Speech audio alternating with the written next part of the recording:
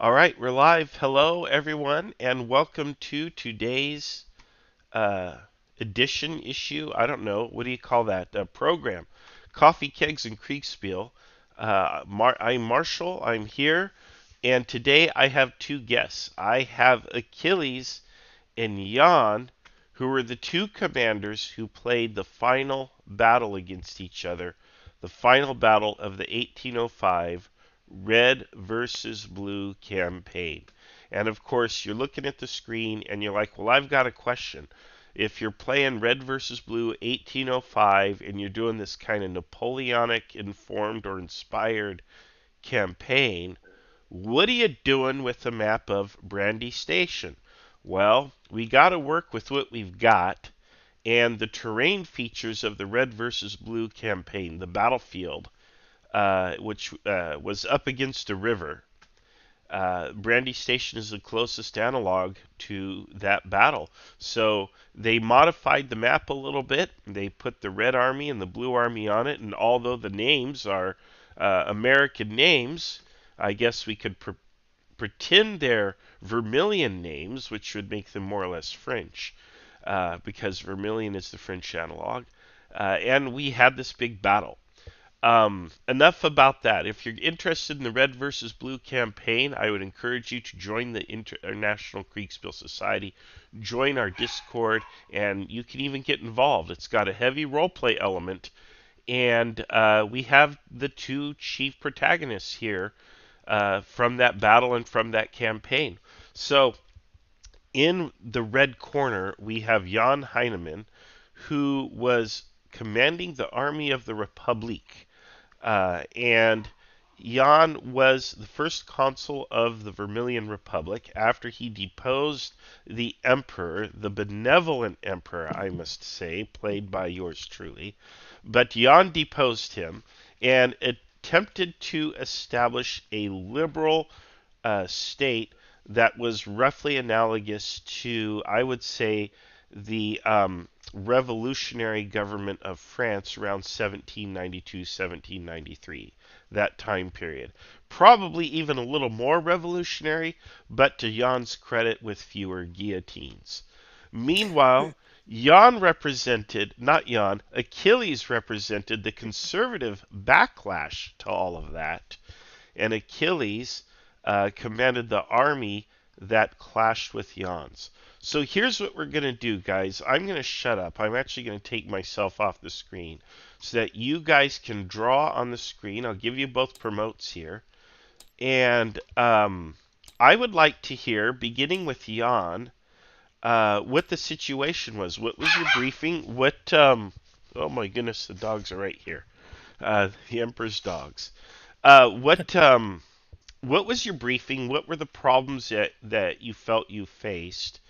And what was your plan for the battle? Go ahead, Jan. You got it. Sure, thanks. So the overall strategic situation was that the Republic had suffered a major defeat against the Emperor, who returned for a while, and I was severely wounded and out of play for a few months. And nonetheless, we still had a number of divisions in the field. And in the east, where the external powers sort of intervened into the civil war, a treaty was signed, a peace treaty. And at the point I got back into the saddle, so to say, the situation presented itself that there was still an opportunity to sort of steal away the victory from the oppressors and mobilize some of the external forces to join us.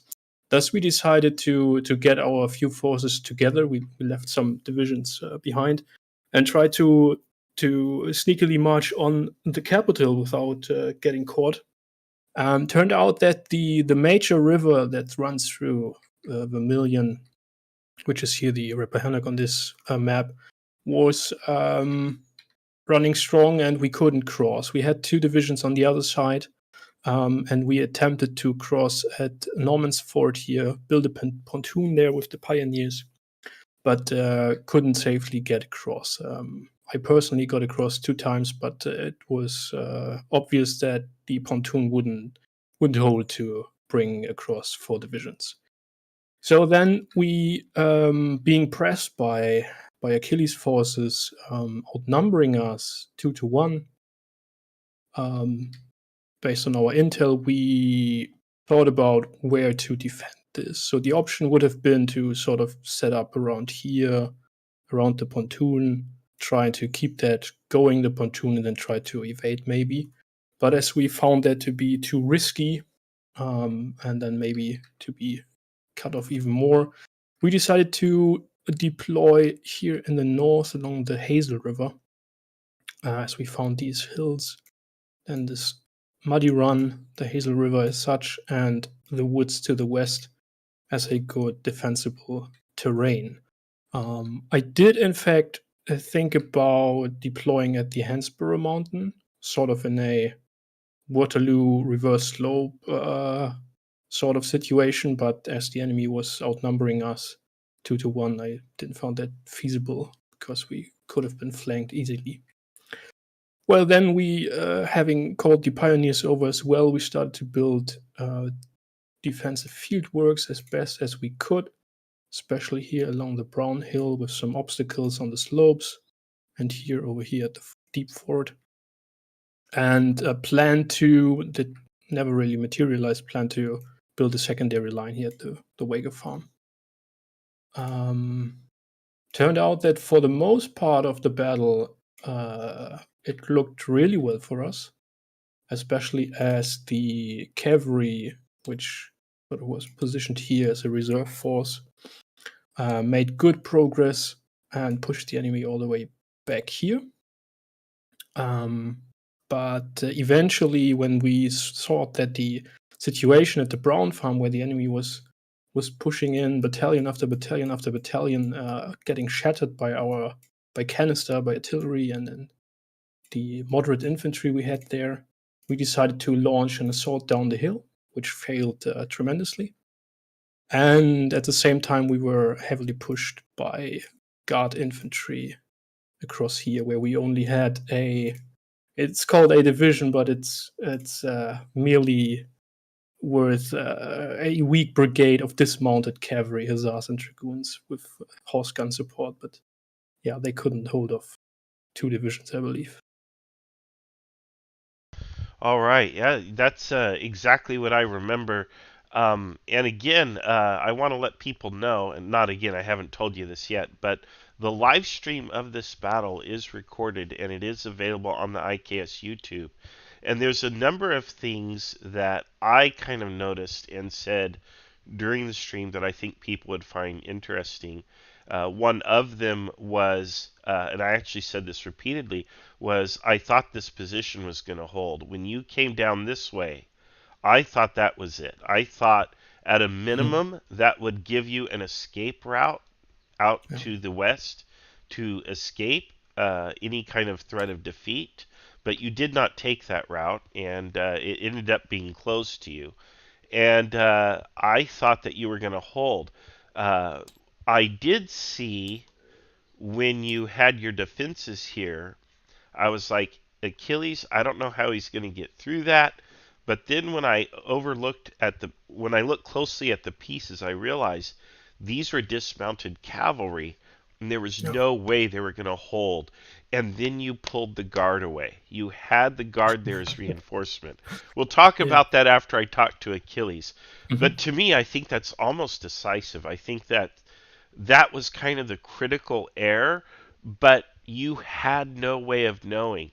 And it's really interesting because this was a battle that was decided by division commanders, not necessarily by the overall commanders. Although Achilles' plan more or less worked, he was he kind of showed up late to the party. And I'll let him talk about that. So, Achilles, what was your briefing? What was your overall plan, and what challenges did you face? All right. Well, the original briefing we had 2 areas on the map. Yeah. There we go. the two areas on the map where we were told were his zones, his starting zones. One was down by Norman's Ford, and the other one was essentially this arc here. Actually, I made it just a little too big, but approximately within there. And that was his starting zones. Ours were just about here. So the plan was I had two core. One was a regular core, and the other was a guard core. And I had three three cavalry divisions plus the guard cavalry. So I had one division of cavalry and infantry uh, coming up this direction. That was the first cavalry, and then I had the first division, which was to come up this direction and head towards this plain here, this plateau. And then I had another division, which was the fifth division, which was heading up this way onto this part of the plateau here. And then I had another, the Marine division, which I separated out from the Guard Corps. Um, see if I can find it. Find the road. Okay, there it is. They were going this way and coming up. And this is going to look like a whole lot of squiggly lines. Now, and then the guard division was coming out this way, and then coming up this road here. Now, where the you talk about problems, and I had, I'm sorry, I also had a three hussar uh, battalion, brigades, regiments, sorry, down here observing this area. So initially, the hussars were to go scout this region and make sure that there was nothing left in there, because in my briefing, I was told that I was unsure whether there were any forces still around his original ford down at Norman's Ford. Mm-hmm. So I had to explore that just in case he had somebody down there who might pop out on me and hit me from the side. So the hussars were to go down there. Everybody else was to go up to their locations like this, and that first cavalry was going to be there.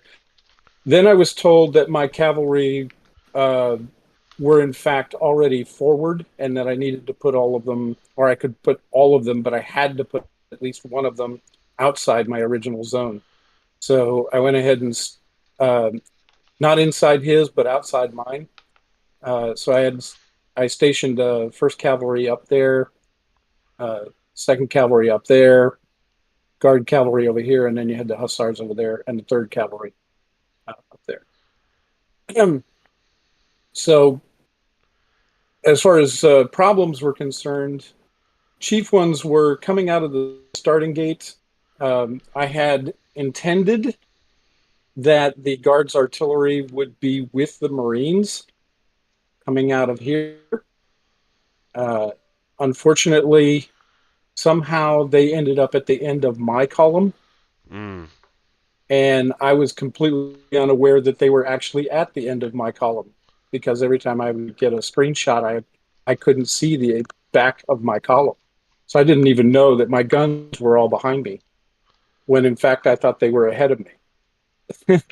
So that was kind of an issue.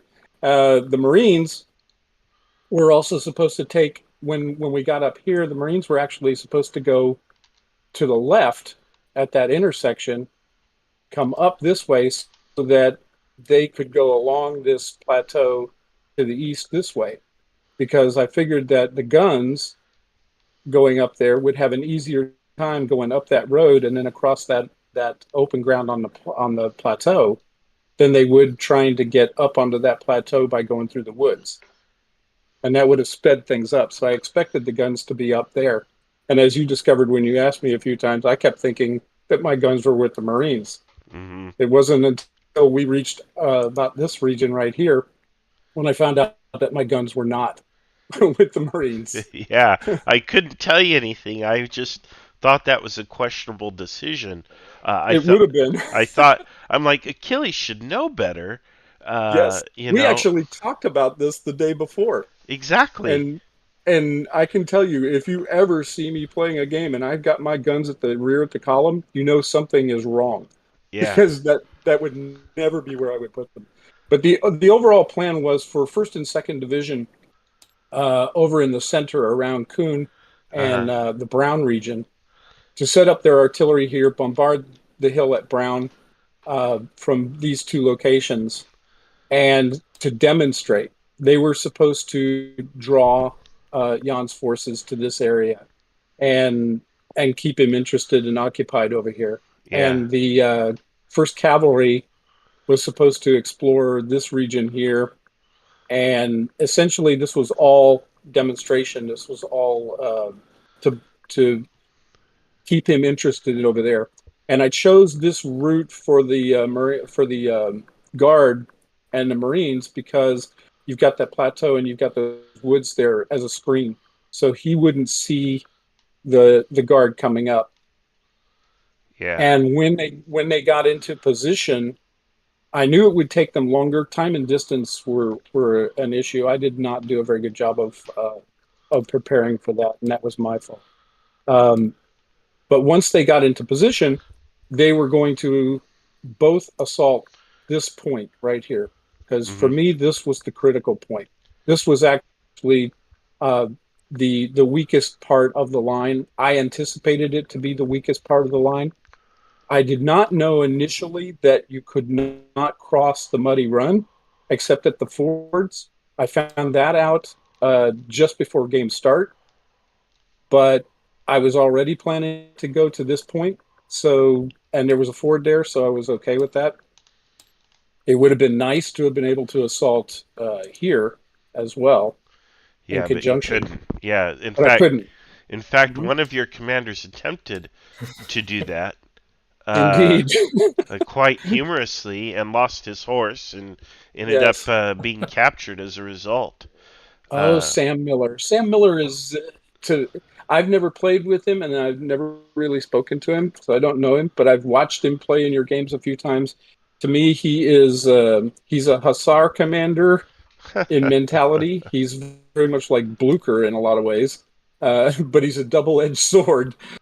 Absolutely, absolutely. Yeah.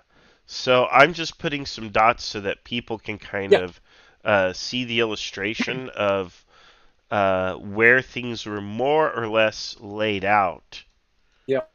Now, And it was one thing that struck me. When you're planning this out, you're thinking, okay, what is my opponent going to try to do? Um, yeah. the ultimate compliment to Jan. I studied Jan for the last month and a half. I've been watching his channel and Hmm. watching how he plays games and Wow. taking notes. Yeah, preparation is one of those things that I kind of do Oh, obsessively. wow. I didn't even know Um, you were doing that. That's yep, impressive. Yeah. yeah. I wanted to see your style and see what I could expect, and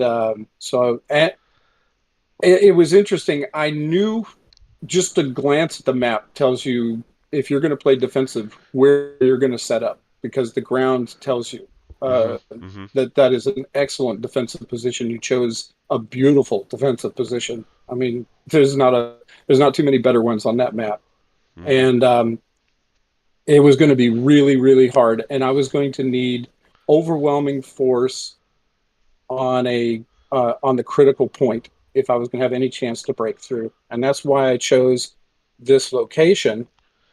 And I was going to throw two of my two best divisions at it after an artillery preparation. That was originally the plan. And then the Guard cavalry, which had three squadrons of lancers and three squadrons of cuirassiers. Once I penetrated, once I made the breakthrough at this point, that cavalry would be right behind them, would come straight up that road and use that road to come in from this direction. And then at that point, once this assault began, that's when First and Second Division were supposed to make their attacks over on this side in order to pin these forces in place so that they couldn't leave while I'm breaking through over here. And then they would be coming in. Everything else, my guard, my Marines, and that cavalry would be coming in from behind them. Mm, That was the plan as it was supposed to look. mhm, It took a lot longer for my guys to get into position for the assault than I anticipated, although I did anticipate them getting there late in the day, but not quite as late as it turned out. Um, but it managed to work. Luckily, he did not have his guard up there to back those guys up, or it would have been a much tougher fight at that point. yeah. Okay, I got a couple questions now. Mhm. Jan, one of the things that I imagine is that you would be on the defensive. You would have the advantage of interior lines, which meant that Achilles with his forces would have to occupy a much wider area. And so even though he outnumbers you, he would be spread thin somewhere. Did you consider attacking to punch out and punch through his forces and keep driving on the capital? Did you consider that? I mean, yeah, and it turned out in the battle for the most part that over here in the Kun sector that there was the opportunity to do that actually, Hmm. with support of the cavalry here. So the idea was to have the cavalry here in reserve, hidden behind that hill, and then we had this defensive line with the guns here. And once the enemy crossed the muddy run at Kun, then the idea was for the cavalry to step up and just be seen, force the enemy to deploy into squares, and then for our artillery to just shred them to pieces and run them down. So that was the idea of that. A reason why I was so confused why Robin and Carter decided, or I don't know who decided that, to let the enemy cavalry just pass through these woods and then deploy here in face of this hill, which was wide open at that point. The only thing we had there was were two battalions of Guard Grenadiers, which were sort of the only reserve we had on our right flank here. And then the only other reserve was the Young Guard Brigade, which was initially positioned at Wager, Hmm. and which was then ordered 3 times back and forth between our two flanks. And I Uh, think that was very costly. Why were they ordered back and forth? What was going on there? What was behind that? so initially, we got reports that a infantry column was marching along this road, and out of the sudden, this disappeared. We never got any reports anymore. I asked several times. It appears I couldn't see them anymore. Although before it was mentioned that there was a column of a few thousand men marching along this road. And the only thing we could see was the cavalry here screening the lancers were deployed there, and I think we saw them scouting this fort and so on. So from that position or from that information, it appeared that the guard would be, which was initially when we knew about the cavalry movement here, was ordered to support this position as a reserve together with the horse artillery battery we had. Was then ordered back to the west because there the situation was that this division kept feeding in brigade after brigade, and they all were shattered on this slope. And the idea was then for Lev, who was in command here with the moderate division, to counterattack these shattered formations with their back to this small run, which Hmm. they obviously couldn't cross because all of them were sort of pressing across the small bridge there. To throw them into complete confusion and back that offensive up with the guard battalion, then sort of roll all this flank up with the cavalry coming in from the north. Yeah, So, and that was the point then when I think they were back at this crossroads here, and hmm. I was going back to check on a Crusader who was in command of this dismounted cavalry, because I hadn't heard from him anything. Um, then was the Sam Miller situation. Then was the time when I received the message that he wouldn't be able to hold this position. So then I ordered these folks back again at the double, but they arrived, I think, somewhere here in the trees when the battle was called. Yeah, yeah. So we Um, simply didn't know about this attack, or we did know too late. I will say again from the umpire perspective, you had a lot of very fortunate, very lucky die rolls, whereas Achilles was repeatedly unlucky. And I have to say, hearing your logic for the counterattack down Brown Hill, a lot of us as umpires, and I wasn't an umpire, I was an announcer, but everybody was like, why are they attacking out of their strong position? But hearing you explain it, and from your perspective, it makes a lot of sense.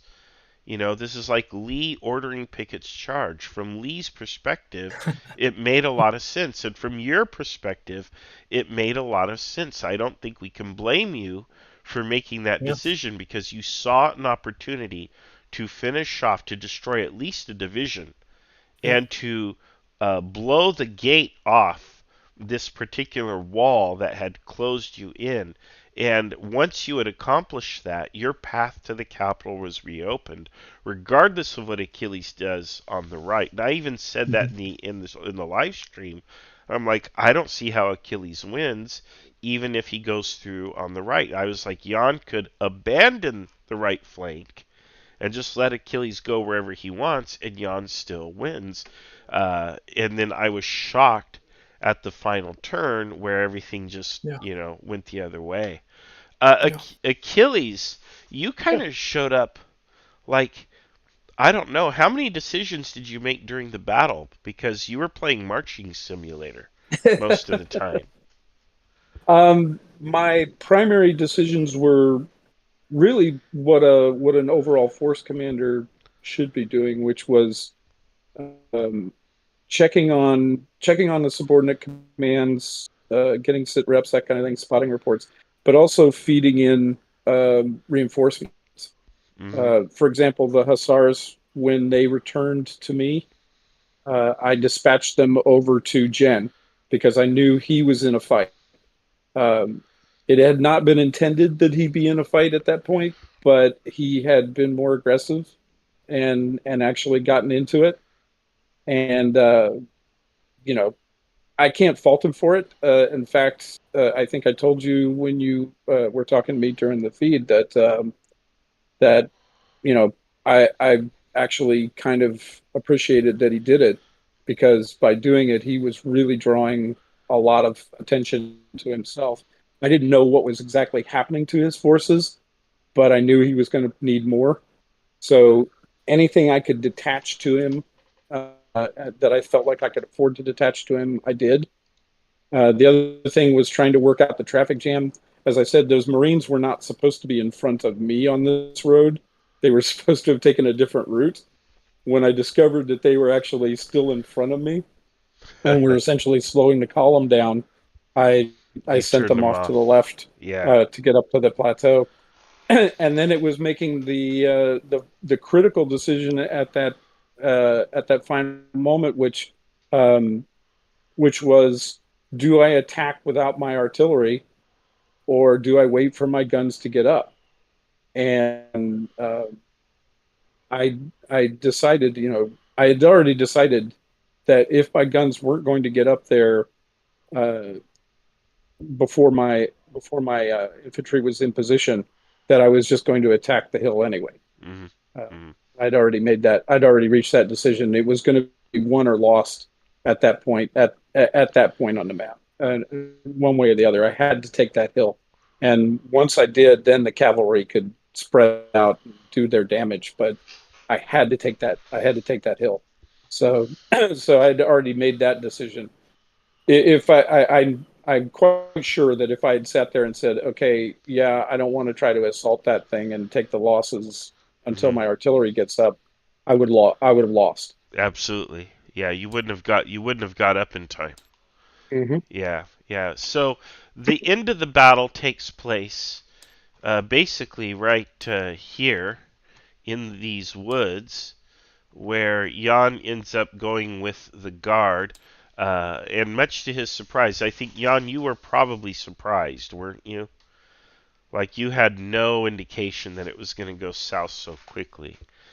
Yeah, And pretty much. I mean, I yeah, think the turn before the message arrived that some of Crusaders' forces were broken and falling back.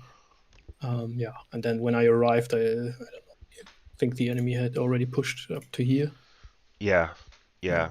And then So yeah, funnily enough, we scouted this fort at some point, and we found out that this fort would have been crossable. So yeah, there would have been a way out for us, even though to the north, not to the south. But yeah, yeah. It was really close.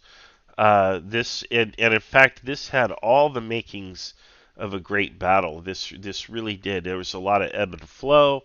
The underdog came out on top for most of the time. There was I guess, a nail-biting conclusion. And even right up until the end of the battle, we weren't quite sure what was going to happen to you. And you even had the option of running away and escaping, even in the aftermath, but you didn't do it. You decided to stay with the guard and go down fighting. Why not escape with your life, Jan? I think the only two options Justin gave me was to either stand and fight or to surrender. There was no option to get away. Otherwise, Ah, I would probably have taken my horse. And well, actually, yeah, you're right. I don't think he made it clear to you deliberately. But uh-huh, yeah, it was acknowledged, I think, at the umpire table that you would be able to get away somewhere. uh-huh. And yeah, I think there was broad agreement, though, that the campaign has to end here. So it did happen. Poor Jan um, perished in the fighting. And Achilles, man, I think you took the head and sent it to the capital, burn the Yeah, body kind of thing. Man, there are easier ways to get ahead in this world. You know? Sometimes you have to make a point. Yeah, well, you certainly made a point. I am curious about Jan's final minutes, how he went down. Was he crying, begging for mercy? Was he swinging the butt of his rifle? So Fist fighting? no, What was he doing? Jan's character would never have done that. He would have fired both of his pistols, used his sword till it broke, then started biting people. Until finally, after about 25 blows and 30 stab wounds, he finally succumbed to loss of blood. I suppose we can go with that. Well, now I think the big question is what's next for the campaign. And I'll just say we're going to get going on the 1806 campaign in a matter of some weeks. We got to get the economic model for that campaign kind of sorted out. Um, and we're going to kind of get players situated, starting with the national leaders. Achilles, you're going to be playing as Colonel Martel of the New Vermilion Nation, whatever you Mhm. want to call it. Whether you call it United Vermilion, Vermilion Republic, Empire, I don't know. That'll be all up to you. Um, and you'll have a I think lot of it's rebuilding a to do. kingdom again, right? Right? Yeah, he can do whatever. Because Colonel Martel is basically the Colonel Gaddafi or Saddam Hussein of the Vermilion Nation now. So we'll Gee, see what. thanks. Yeah, we'll see. Hey, it should be a heck of a lot of fun, though. It is more fun to play the bad guy than to be the good guy. I feel Jan tried to be the consummate good guy. Yeah, The Look what Emperor, it got him. yeah, look where it got him. The Emperor tried to play as the bad guy who was pretending to be a really good guy. But he was really he's just into his dogs, but cared more for those. But the emperor was actually three dogs in a trench coat, so who knew? You know. But anyway, that's the end of it, and now we'll be beginning the next chapter as soon as the Avalonia campaign winds down to its conclusion. So, guys, I want to thank you. This was a really, really cool battle. I want to encourage everybody to check out the 1805 final battle on YouTube. It is a long 6-hour stream. However, if you Watch it. You can watch it in bits and pieces or fast forward through it. You will not be disappointed because I announce throughout there are extended periods of silence, but I keep the map kind of focused on all of the actions so you can see kind of everything that the empires are doing across the whole map. There's a lot of not of there's not so much movement and zooming in and out on things, especially after like the first hour once things really got going. I just kind of let the map set and you'll hear my thoughts and my takes. And it's really cool to talk to someone like Jan or Achilles, and they're wondering, gosh, I'm wondering about this, this, and this. I think at one point Jan was like, well, I've got this cavalry up here, and it's supposed to be doing this thing, but it's not, I don't think. And in actuality, not only had it done its thing, but it had done its thing with great success. So it's really cool to hear Jan wondering about that, and likewise Achilles on another part of the battlefield when again there's all these things that have already happened and the commander just doesn't know about it yet. So it's really cool stuff to watch. I want to thank everybody for all of your support, and all I have to say is we will see you all on the next adventure.